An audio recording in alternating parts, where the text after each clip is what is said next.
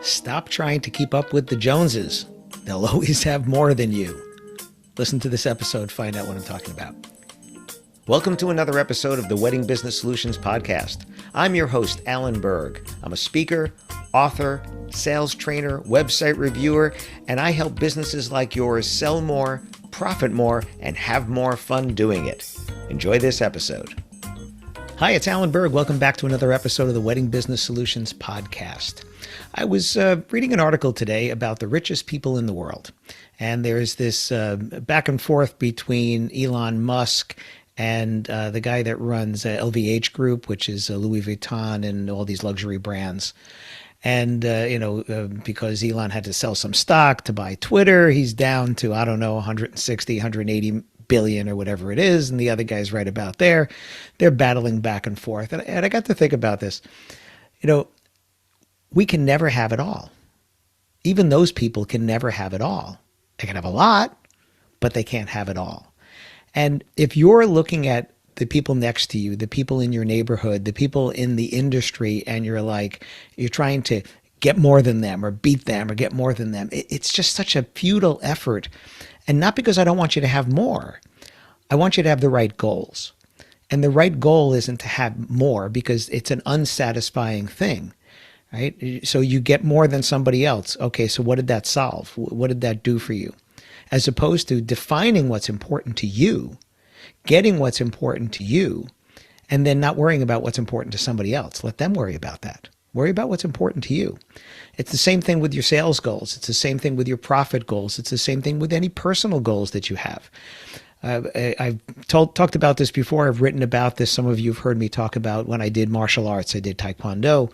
And what I learned is that I'm not really trying to beat someone else. And unless it's a tournament, you're not trying to beat someone else. You're just trying to beat yourself. Just trying to be better than you were the last time.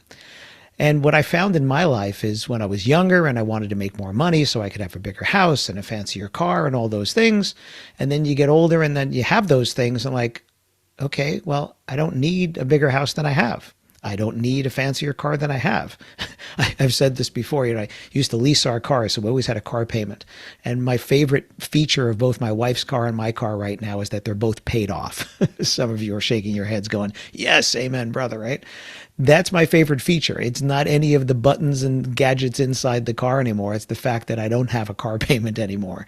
And I haven't had one for a few years now. And I don't anticipate having one for a long time because if I take care of my cars, yeah, I might have some maintenance issues with it, but I don't have a car payment every month.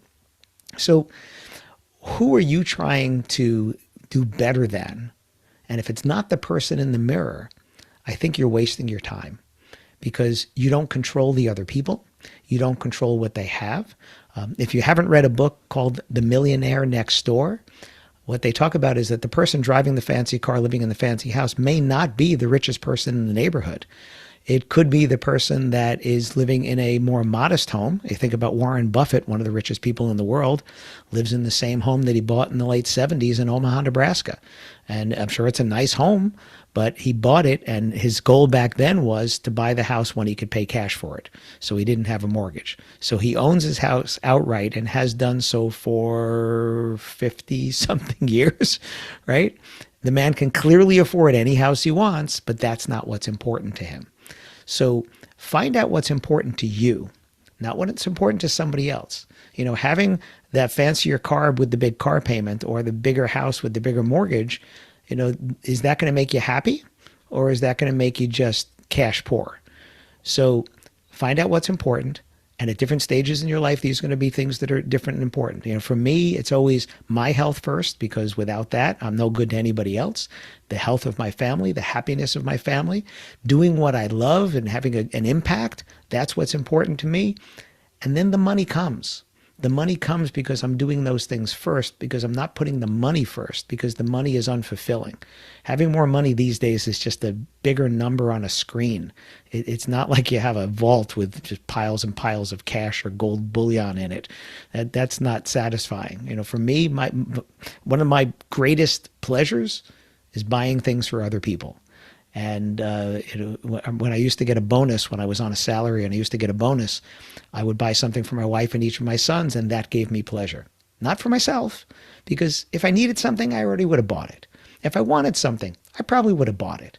So it's not satisfying for me when I get a bonus to go buy myself something when I probably would have bought it already if I really wanted it. Buying it for somebody else and seeing the look on their face and putting thought into that gift, that to me is much more important. That's me. That doesn't have to be you. Find out what's important to you. Stop trying to keep up with the Joneses. Let them keep up with somebody else. Let them worry about that. You don't have their goals. You don't have their income stream. You don't have whatever else is going on in their lives. You just have yours. So maximize the joy and what gives you pleasure in your life. And don't worry about anybody else.